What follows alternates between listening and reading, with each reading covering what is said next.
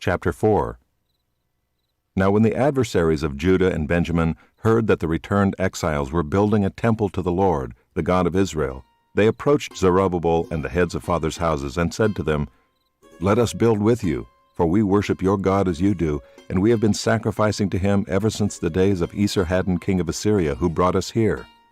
But Zerubbabel, Jeshua, and the rest of the heads of fathers' houses in Israel said to them, "You have nothing to do with us in building a house to our God, but we alone will build to the Lord, the God of Israel, as King Cyrus the king of Persia has commanded us."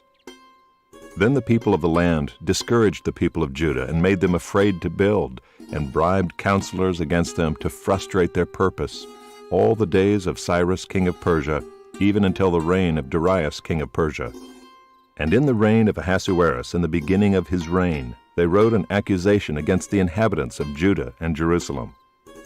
In the days of Artaxerxes, Bishlam and Mithridath and Tabeal and the rest of their associates wrote to Artaxerxes king of Persia. The letter was written in Aramaic and translated. Rehum the commander and Shimshai the scribe wrote a letter against Jerusalem to Artaxerxes the king as follows. Rehum the commander, Shimshai the scribe, and the rest of their associates, the judges, the governors, the officials, the Persians, the men of Erech, the Babylonians, the men of Susa, that is, the Elamites, and the rest of the nations whom the great and noble Osnappar deported and settled in the cities of Samaria, and in the rest of the province beyond the river. This is a copy of the letter that they sent. To Artaxerxes the king, your servants, the men of the province beyond the river, send greeting. And now be it known to the king that the Jews who came up from you to us have gone to Jerusalem. They are rebuilding that rebellious and wicked city. They are finishing the walls and repairing the foundations. Now be it known to the king that if this city is rebuilt and the walls finished, they will not pay tribute, custom, or toll, and the royal revenue will be impaired. Now because we eat the salt of the palace, and it is not fitting for us to witness the king's dishonor, therefore we send and inform the king, in order that search may be made in the book of the records of your fathers. You will find in the book of the records and learn that this city is a rebellious city, hurtful to kings and provinces, and that sedition was stirred up in it from of old. That was why this city was laid waste. We make known to the king that if this city is rebuilt and its walls finished, you will then have no possession in the province beyond the river. The king sent an answer. To Rehum the commander and Shimshai the scribe and the rest of their associates who live in Samaria and in the rest of the province beyond the river, greeting. And now the letter that you sent to us has been plainly read before me. And I made a decree, and search has been made, and it has been found that this city from of old has risen against kings, and that rebellion and sedition have been made in it. And mighty kings have been over Jerusalem, who ruled over the whole province beyond the river, to whom tribute, custom, and toll were paid. Therefore make a decree that these men be made to cease, and that this city be not rebuilt, until a decree is made by me. And take care not to be slack in this matter. Why should damage grow to the hurt of the king? Then when the copy of King Artaxerxes' letter was read before Rehum and Shimshai the scribe and their associates, they went in haste to the Jews at Jerusalem, and by force and power made them cease. Then the work on the house of God that is in Jerusalem stopped, and it ceased until the second year of the reign of Darius king of Persia.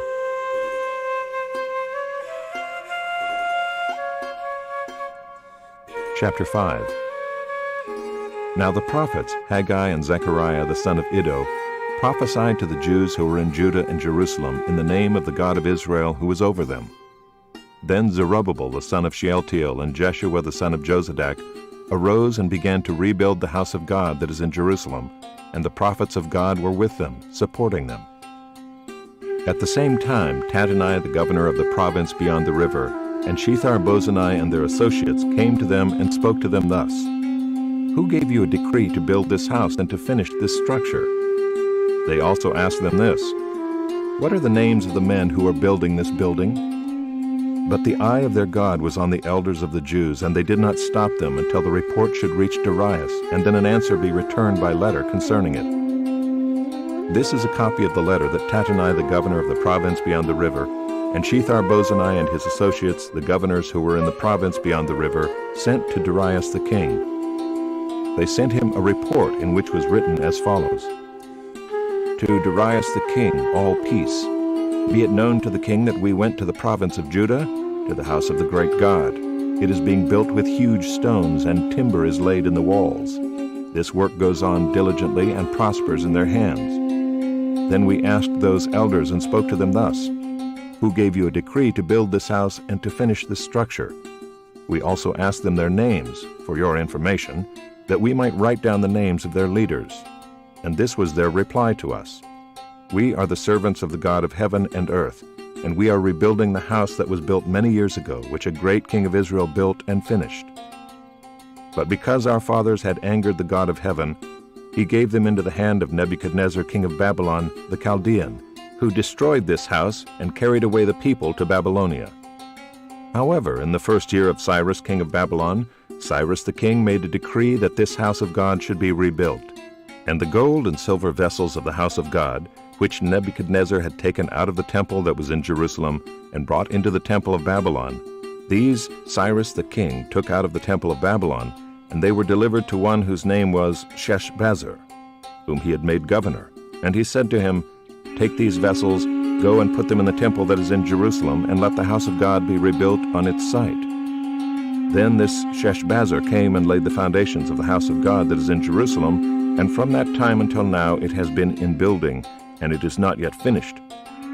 Therefore, if it seems good to the king, let search be made in the royal archives there in Babylon to see whether a decree was issued by Cyrus the king for the rebuilding of this house of God in Jerusalem, and let the king send us his pleasure in this matter.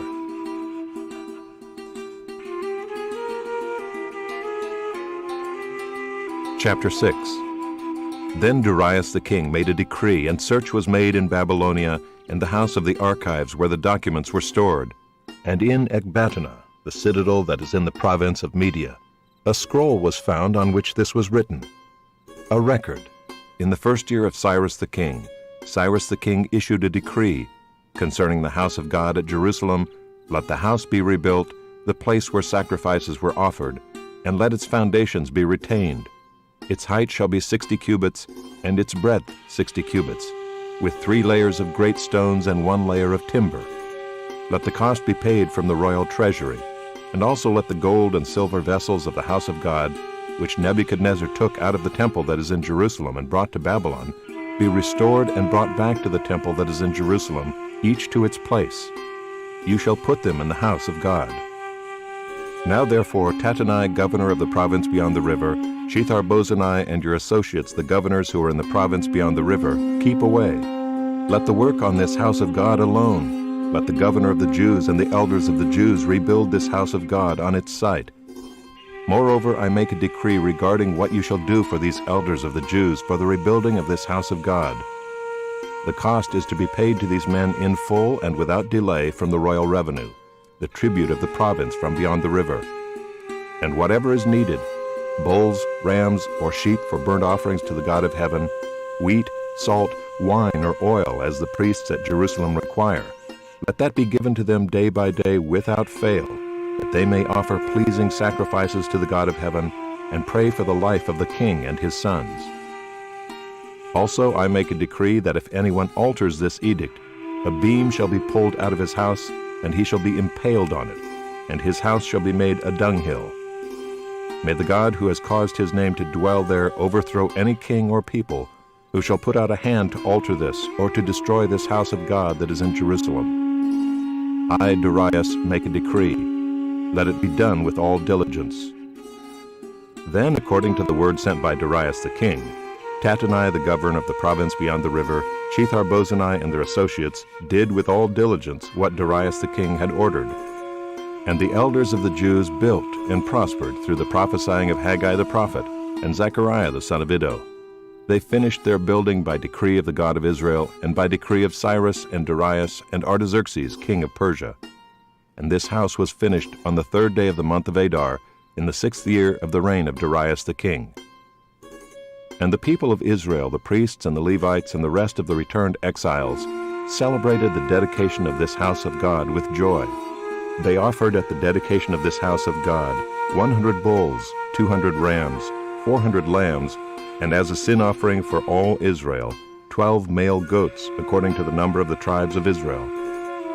And they set the priests in their divisions and the Levites in their divisions for the service of God at Jerusalem, as it is written in the book of Moses. On the 14th day of the first month, the returned exiles kept the Passover, for the priests and the Levites had purified themselves together. All of them were clean. So they slaughtered the Passover lamb for all the returned exiles, for their fellow priests, and for themselves.